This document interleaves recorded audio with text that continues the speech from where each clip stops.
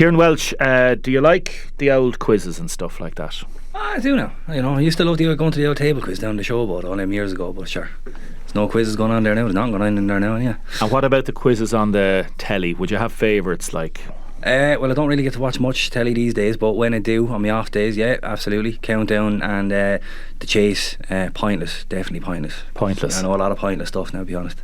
Some of the quizzes obviously they wouldn't be as testing as some others. Some of the questions in Tipping Point, for example, they'd be all right, but they wouldn't be. But then there's others that you'd like. The Chase is tough. Oh yeah, hard going. Yeah, absolutely. It's a lot of pressure, like, do you know what I mean? But that's another one I'd love to go on, but they have certain rules and regulations. You can't go on it as a resident of the Republic of Ireland. Really? Yeah, when you look into the rules, it seems to be Countdown is the only game you can go on as a resident of the Republic of Ireland. It's the only one that'll accept applications from Ireland. My goodness, the only one? The only one, yeah. That's mad. Now, as I say, you're going to be going on Countdown. Yeah. Why and how did this happen? So I suppose, look, about 2 or so years ago, I just happened to randomly come across the application online, and I was like, look, we'll give it a shot, like, see what happens. And I just did no prep work, and I wasn't expecting it, but they rang me and they gave me a kind of a mini game of Countdown, and I absolutely flubbed it, and they were like, maybe not. So I was like, alright, okay, we'll take this seriously. And then over lockdown, I just got this idea of doing skits on my Facebook page about what it would be like if Dictionary Corner in Countdown was run by somebody from Waterford. So I was taking words of things like people in Waterford would say and making it like, the Dictionary Corner had the green screen background and everything. And then actually a lot of people were like, this is just hilarious. And then after a couple of weeks I was just like, you know what, why don't I actually just apply for it again and do the training, like would say. So I applied for it back in November, and they rang me again and they were like, look, we'll go through the audition phase. And I just blew it out of the water. Unbeknownst to myself, I just got absolutely like high marks, and they were like, absolutely brilliant, let's have you on. But they said, look, it'll be a couple of months because with COVID and everything, we're not sure. So I heard nothing back for a few weeks, and I just kind of got restless, and I said, look, I'm double vaxxed, I'm boosted, I have COVID, sort of everything. I said, the numbers are coming down here, just when can I go on, because I don't want this to be something that just goes, we'll leave it lie. So they emailed me back and they said, yeah, absolutely, can you go February? And it was the date they wanted me to go was actually my wife's birthday, and I said, if I go over to Manchester on my wife's birthday, I'd be killed. So I said, look, can you give me another date? So she said, look, how about come over the 3rd of April? So I was like, absolutely, brilliant. So myself and the wife are going over now on the 3rd of April. I have to be available the 3rd, 4th and 5th and 6th, I think, and record a few episodes if I win, if I win the first one anyway. It's brilliant. It's a lovely story. What's your wife's name? Shauna. Special mention to Shauna this morning. Is she listening? I think she's busy at work at the moment. She says she's going to listen back. If not, I have half the staff of Whitfield now out there listening already. They're all gathered around the radio listening to me today. So you work in the Whitfield, and you're there a good few years. Good, about 5 years now at this stage. Yeah. What inspired you to join there? One of the things you were telling me. So my mother was initially a patient at the radiotherapy department years and years ago. Now she sadly passed since. But what's her name? Teresa Walsh was her name. But just the absolute care that she received out there. When I saw a job application come up 5 years ago for Whitfield, I was like, absolutely have to get in there. And it's just been an absolute thrill to work there since. Like, work with the greatest of medical professionals and just the greatest of people. You have a bit of crack, you have a bit of fun, but you do your job diligently, and it's just a lovely place to work, you say? Absolutely. Oh, absolutely. Like, I mean, the atmosphere, the staff out there are just top notch. Like, you know what I mean? Like, I've never worked in a job before where I've been able to say, yeah, these people are my friends. You know what I mean? And like, I mean, I think I've become a sort of a mini celebrity out there now, because everybody's getting to know me from doing, like, all the talking about Countdown and everything, and going up for me coffee in the canteen in the atrium out there. They're like, I heard you're going on Countdown. Yeah, I am. Yeah.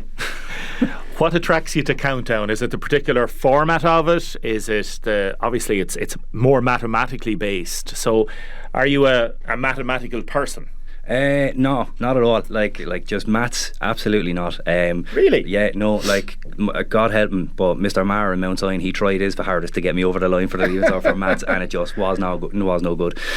Look, mental arithmetic, I think I'm fine at. Do you know what I mean? Like, I worked in a shop once where there was a broken cash register. You had to do the change up in your head, and so I'm all right in that sense. But like, I've been practicing, I have to say. So like, the words is fine. I've kind of worked out a few formulas here and there that I think I might actually be able to get somewhat decent marks, but with the numbers I think that's probably going to be a bit tricky. I was going to ask you about formula, because I've read in the past different articles about how some people approach not just quizzes but different ways of applying your mind, because we all have certain levels of intelligence. I don't know what your IQ is here, neither. but you're able to work out some formulas in certain ways, which will give you a better chance. Yeah. So, like, I mean, I'm not really giving away any spoilers or anything, but Go on. I won't tell anybody. There's nobody listening. no Come on. one listening. No, like, I mean, it's straightforward. Look, I mean, Countdown's obviously going to be on today. If anyone listening gets a chance, right, sit down and watch Countdown. And when they give out the 9 letters or whatever, anything that has an S in it, right? So if you find a word, you just add the S, you're able to make another word, another Plural, okay. plural. Yeah, make it plural. Same with if an I, an N and a G pops in there, you just have to find a small word, add that on, you get a 6 or a 7. And like when it's my plan is when I go on there, when it's my turn to pick the letters, the consonants and the vowels, I'm going to start with consonant, vowel, vowel, consonant, because you have more of a chance of an actual word coming up in the first 4 or 5. Do you know what I mean? So you actually have a structure to a word, whereas if you just start pulling vowel, vowel, vowel, like your brain is just going to be like, right, I have to pull these things together now. Whereas if you actually lay it out in such a format that you can actually kind of understand what's in front of you, you have a better chance of actually structuring a word. So you're going into the game show, or you're looking at the word, the jumbled letters, with some sort of an analysis before you even see them. So you know, it's like a step, it's like a process. It's like training for a football match, for anything. Oh, absolutely. Like, I mean, now for me in training for football, I don't plan on getting out of breath after 2 minutes on Countdown. But I know I'm no fool, and I know more than likely, knowing my luck, I'm gonna get battered by some 9-year-old from Oxford, like hands down. Absolutely, hands down. But like, I mean, I'm just gonna give it an absolute shot. Like, there's no harm in doing these things. Like, I've got a bucket list. This is on it. I'm doing it. Don't forget Owen Jackson, the first Waterford rep who won 5 in a row on Countdown. He was amazing. So good luck to that young man. Great to see Waterford represented again, says Mary. It'll be lovely to go over there. It will be exciting. It'll be great. And have you ever done anything like this before? Never done anything like this before. Like, I mean, I've done, like, look, I said I did the skits on my Facebook page. I've done a few bits here and there over the years. Like, I tried my hand at stand-up comedy, do podcasts, things like that. Like, my father said to me, you'd actually put your hand to hand. And like, yeah, absolutely I will, like, do you know what I mean? But like, I've never been actually, you know, on television. I think my head was in the background of an episode of Nationwide years ago. That was it. I could have been filming it, you wouldn't know. Probably could have actually, yeah, you wouldn't know. No, that was it. The back of your head. Did you freeze frame the day?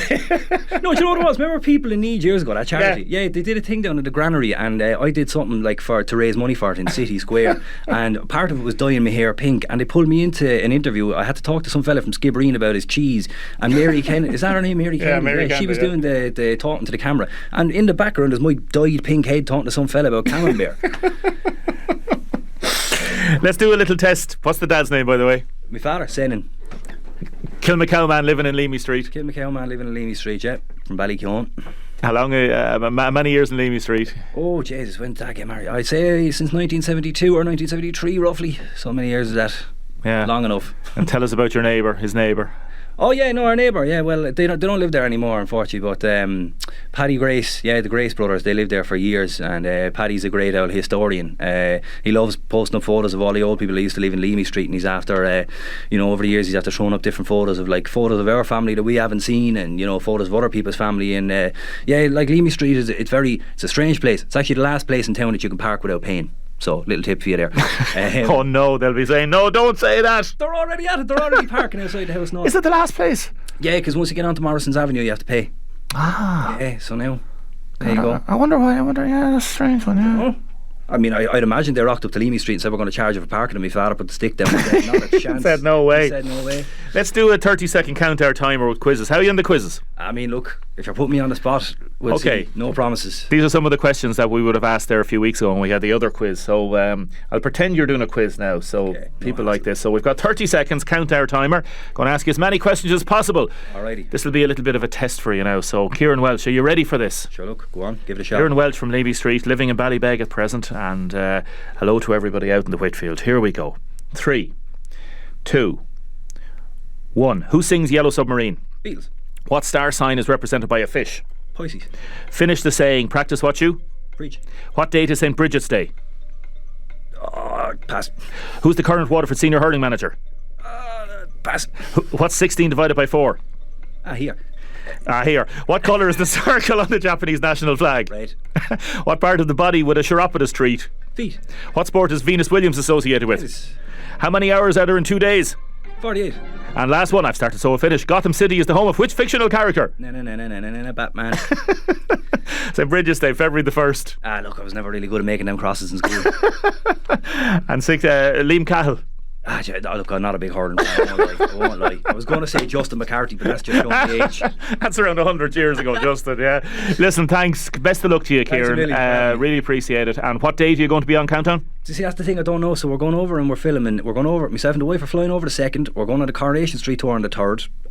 Lovely. Then we're going over to Media City Studios on the 4th, the 5th and the 6th to record the episodes. Now it could be a case I get called first, I lose, I'm out the gap, or I could, or I could be sitting there in the studio audience for 3 days and I get the last call. So I don't even know when it's going to be broadcast. Funny enough, Owen Jackson himself actually messaged me on Facebook. He posted, commented on my thing, and he said if you're recording early April, he said probably expect a broadcast date around the end of May. Okay, well, so let us know, won't you? Absolutely.